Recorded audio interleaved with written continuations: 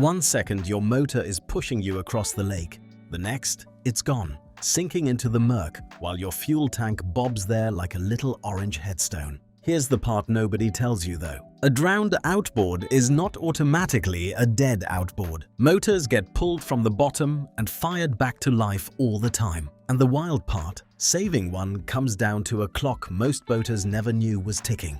Every boater has a version of the nightmare. You're running along, the engine note is sweet, and then something changes. A wobble, a cough, a sound like a wrench dropped into a blender. You turn around and your outboard is doing its best impression of a submarine, tilting off the back of the boat and heading for the deep six. It happens more than the brochures would ever admit. Marine mechanics have a nickname for it, the classic late Saturday afternoon rescue, because that's when the panicked phone calls tend to land. A motor that slips its mount and needs hauling out of the deep is one of those character-building moments in boating that nobody signs up for, and almost everybody, sooner or later, gets to experience firsthand. And real money is on the line. A modern outboard can cost as much as a used car, sometimes more than the tired old hull it hangs on. So watching one slip toward the bottom is enough to stop your heart and empty your wallet in the same sickening second. The comfort, though, is this.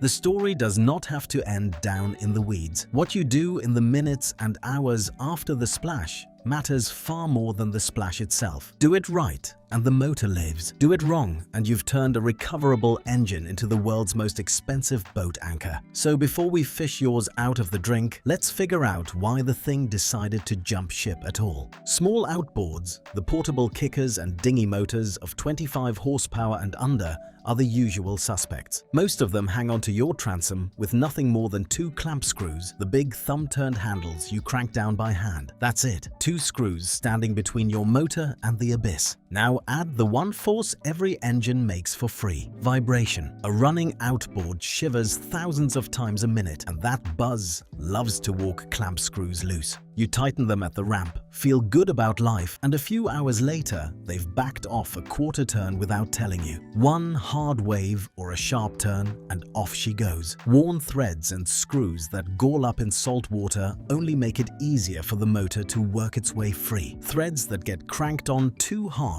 year after year wear smooth, and a smooth thread holds onto nothing. Bigger motors, roughly 60 horsepower and up, are through-bolted to the transom with steel hardware, so they almost never leap off on their own. Their weak spot is the transom itself. Let water creep into that plywood core, let it soften and rot around the bolt holes, and one day the whole mount can tear away with the engine hanging off it. Wood you cannot see is doing a job you're betting your motor on. A quick tap test around the mounting bolts every season tells you whether that core is solid or turning to oatmeal. How likely is any of this to actually happen to you? The honest answer surprises most folks. Nobody keeps a tidy national tally of outboards that hit the bottom, so anyone quoting you a precise percentage is guessing. What the pros will tell you is that it's common enough to have earned that nickname, and common enough that tackle shops sell outboard safety cables right off the peg next to the fishing line. Plenty of shops move more of them than they'd care to admit. The risk is not spread evenly. Run a big center console with a bolted-on 4-stroke,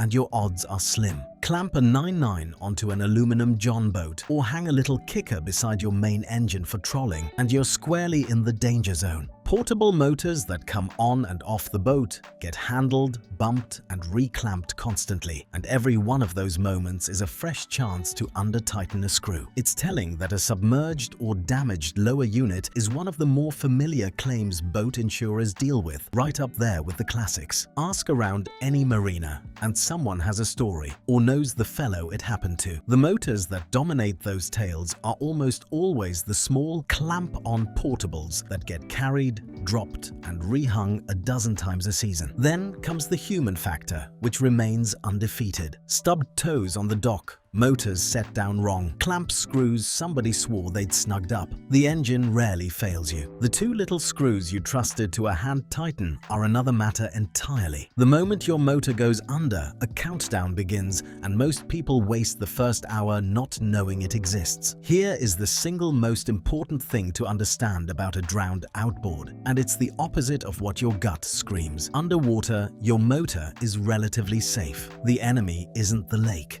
The enemy is air. As long as the engine sits fully submerged, corrosion creeps along slowly. The second you haul it out and let it dry off in the open air, that orange rust blooms across every bare machined surface. The cylinder walls, the piston rings, the polished bits that make an engine an engine. A rough rule of thumb gives you around 3 hours from first exposure to air before rust starts doing real harm. That's your countdown, and it doesn't start until the motor meets the atmosphere. So the counterintuitive truth is this: if you cannot clean and revive the motor right this minute, you're better off leaving it on the bottom or dunking it right back into fresh water than pulling it out to sit and oxidize. Boaters have kept drowned motors submerged on purpose for hours, waiting until they had the tools and the time to do the job properly. Some mechanics go a step further and fill the cylinders with oil to shove the water and the air out at once. Either way, you are buying the one thing you need most: patience. First, though,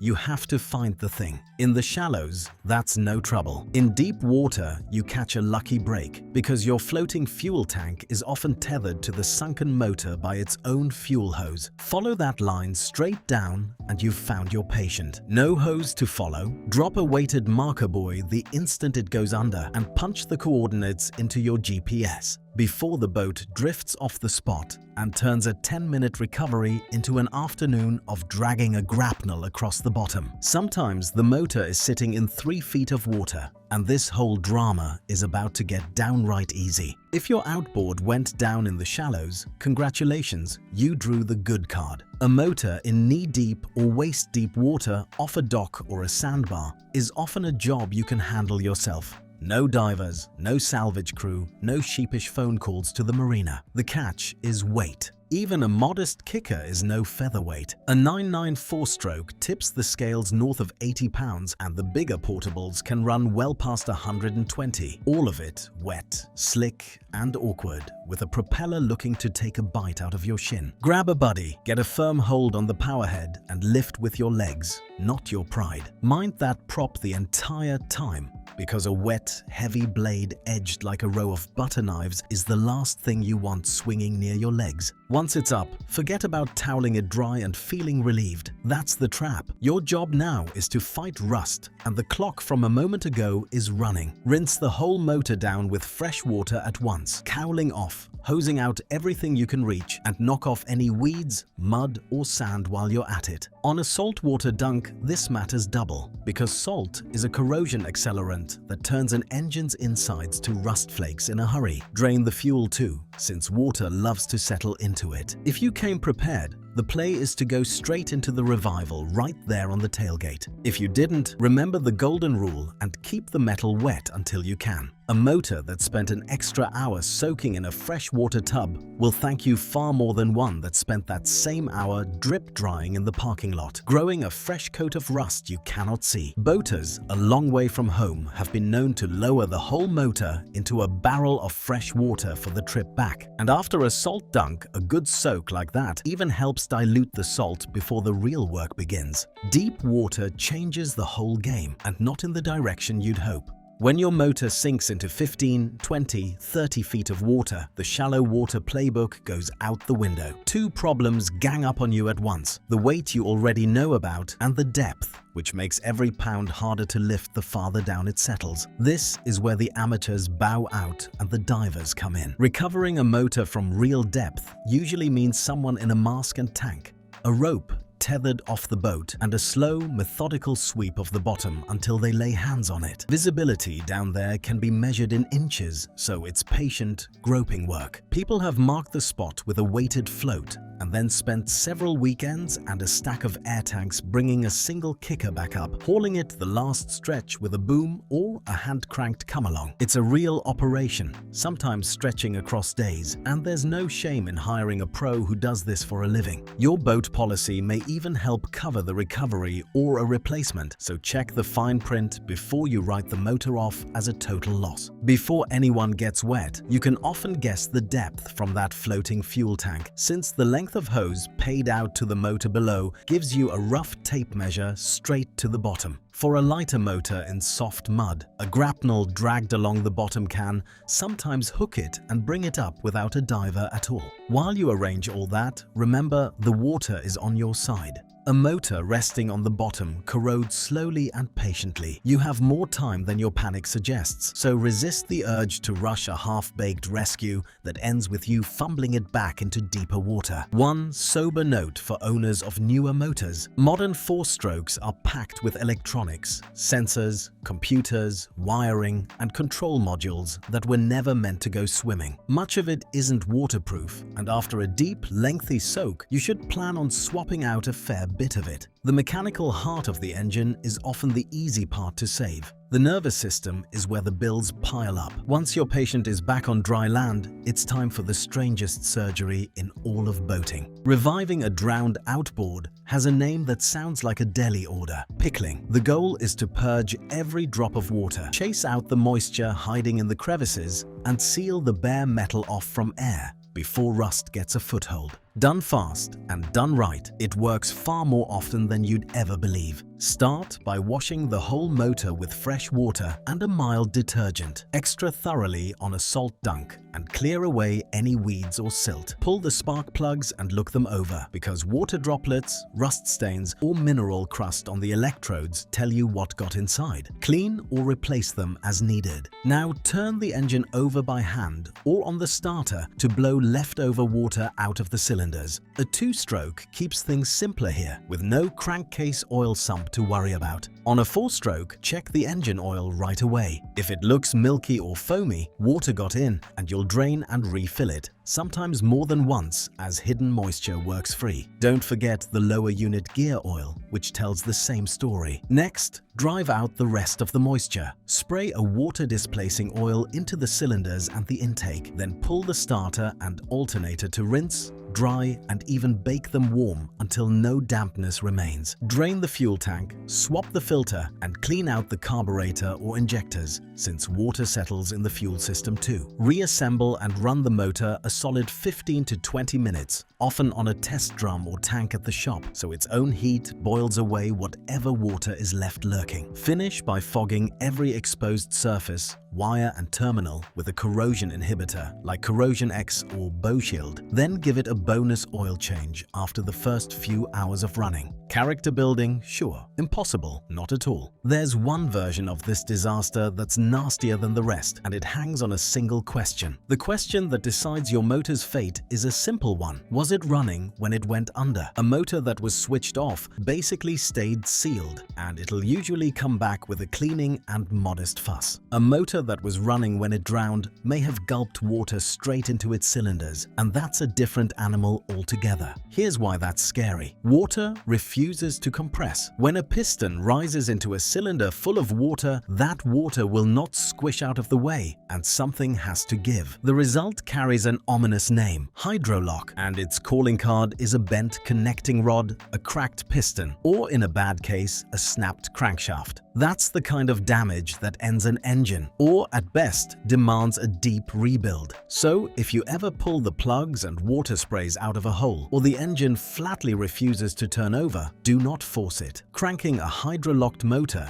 is how you bend costly metal in a heartbeat, and a slightly bent rod may run fine for a while before it takes out a bearing. Pull the plugs, clear the water out by hand first, and only then think about a restart. The reassuring footnote: small outboards are tougher against hydrolock than you'd guess, thanks to their air intake design and low spinning weight. So severe damage from a dunk tends to be the exception rather than the rule. Say you do everything right and the thing roars back to life. Are you home free? Not quite yet. Jokes aside, The comeback stories are the best part of all this. Outboards can survive a soaking that looks flat out hopeless. There's a legend of a little Yamaha 8-horse that went down with a sailboat when a hurricane flattened South Florida back in the early 90s. The boat was salvaged, the motor was pickled, and it fired up on the third pull. They nicknamed it Old Krusty, and the thing kept right on running. That's the dream. The reality has a few gremlins tucked into it. Even a motor that fires up eagerly can carry slow burn problems, especially after a saltwater bath. Wiring harness connections that got wet can corrode from the inside and quit on you weeks or months down the road. Waterfouled oil that slipped past your notice can chew up a bearing over time. Corrosion that started the day. Air hit the metal keeps working long after the engine sounds healthy. The takeaway is a good one. A properly pickled outboard,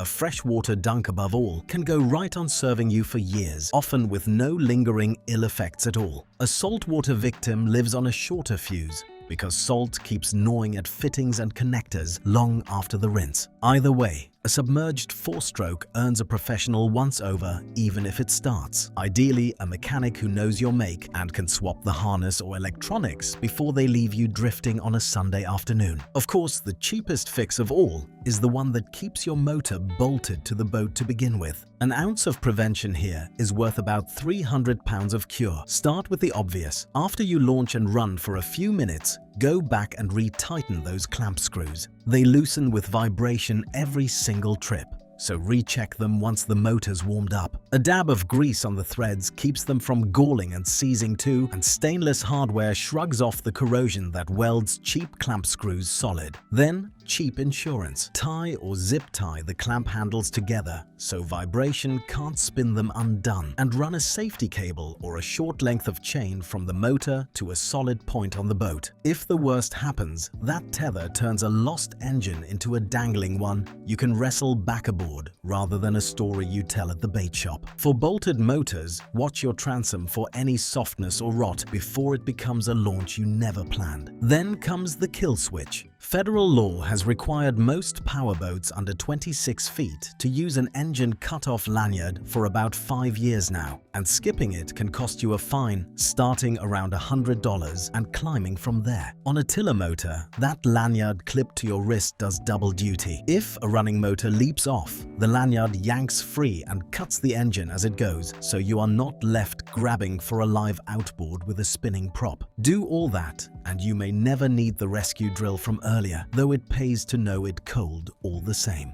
If a deep dive breakdown tale is more your speed, go check out Rybovich Factory, where insane sport fishers are made next. That's the strange, wet saga, from the sickening splash to the tailgate revival. The big lesson is a comforting one. A drowned motor is usually a rescuable motor, as long as you respect the clock and remember that air, not water, is the real villain. Hope this saved you some heartache and maybe an engine. Keep those clamp screws tight, keep a cable on your kicker, and I'll see you on the water.